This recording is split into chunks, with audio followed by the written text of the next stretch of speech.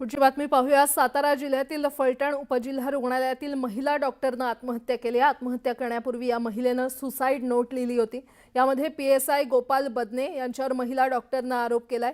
बदनेनं आपल्यावर 4 वेळा अत्याचार केल्याचा आरोप तिनं केला। तसंच प्रशांत बनकर या पोलिसांनीही आपल्याला मानसिक त्रास दिल्याचा आरोप केलाय।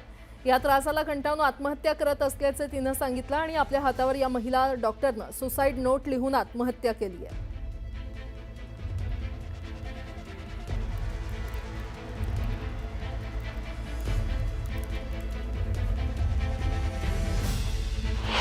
आत्महत्या केली।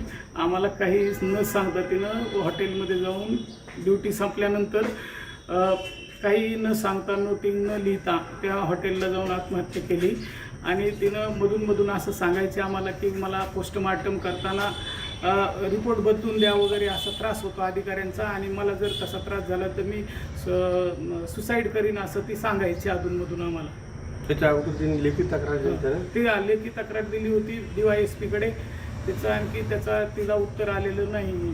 ते पोस्टमार्टम करत असताना म्हणजे तिला जो त्रास व्हायचा तो त्रास ते वेगवेगळ्या स्तरातून तिला त्रास व्हायचा आणि रिपोर्ट बदलून द्या असं सांगायचे सारखे। तिला ते सहन होत नव्हतं म्हणून तिनं सुसाईड करण्याची बाकीच्या लोकांबरोबर पण सांगत होती की मला असा त्रास व्हायला लागला तर सुसाईड करीन।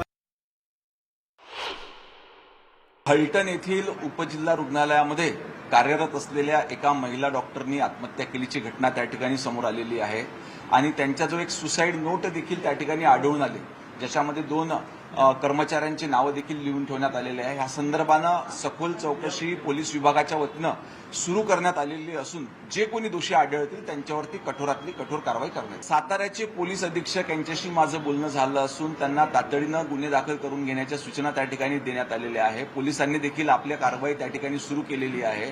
त्या ठिकाणी जे कोणी दोषी आढळतील त्यांच्यावर निश्चितपणे आपण कार्यवाही करू।